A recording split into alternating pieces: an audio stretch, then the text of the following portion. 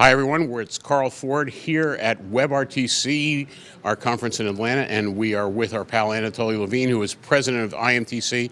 And IMTC now also, how do I say this? UCIF inside? What's the Unified Communications Industry Forum doing? You can say, yes, you can say UCIF inside, or you can say, we just put out a banner to announce this merger on both websites, so it says we are one. So essentially, but UCIF is merging into IMTC. We're going to continue as IMTC.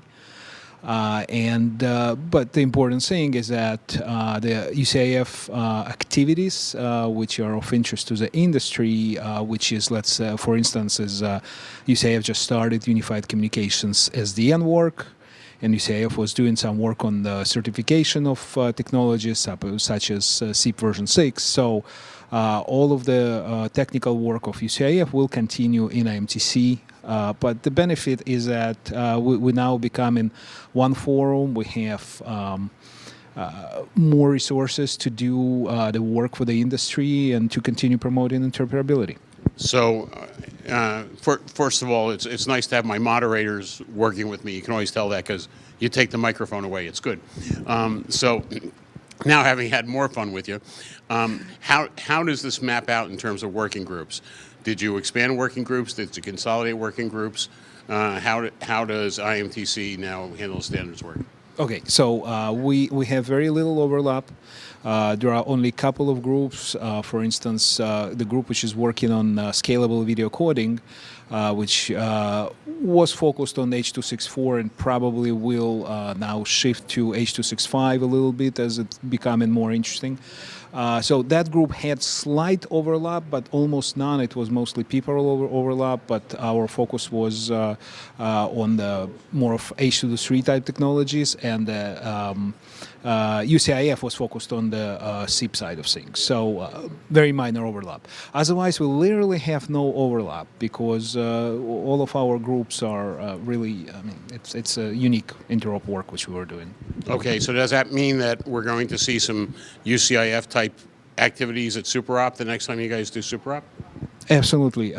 Well, it depends on the readiness of the technologies to be tested. I don't necessarily think that SDN, Unified Communications SDN, will be in a shape ready for testing, but if it will be, then yes. Yeah, you definitely will see more activities, and hopefully Microsoft is now again becoming the member of IMTC through this merger. And the reason I'm saying again, Microsoft was one of the founding members of IMTC about 20 years ago.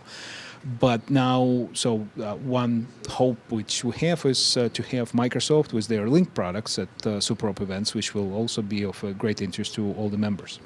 So speaking of members, how do we get more members for you? Who are you looking to join the IMTC, and how can we get them to also participate in SuperOp?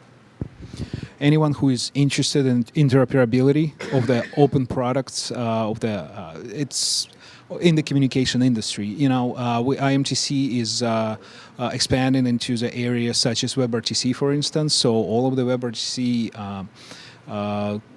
members, vendors who have products who are interested in interoperability with all of the enterprise-grade communication infrastructure are most than welcome to join IMTC, and we're going to be talking to the industry more. So we open consortium, nothing changes. So everybody welcome to join who are interested in the interoperability of all the communication products and services.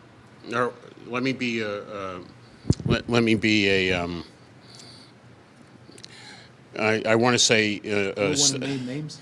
No. Yeah. Well, no. I want to say. Is there any particular thing we're looking for right now for you on the client side, or SBC, or anything like that to do some testing? Is there any company that should step up just to maybe get a trial membership to be part of the event? That's a good question. We definitely, any of the companies which have gateways, for instance, WebRTC to SIP gateways, that type of products would be most welcome to join us. But again, we're not, our activities are not limited. We still continue. We still have a group which is working on all the issues of voice over LTE, which is, by the way, as we all know, just finally, after all the years of conversations, finally becoming something which people can use. We have an activity group which does work on voice over LTE, and we have all the device manufacturers there, but we would like to see more of a infrastructure vendor, such as Nokia Siemens Networks, for instance, which is now Nokia, but Right. nevertheless. So there is always room for grow and for people who want to test their products. Excellent. Thank you.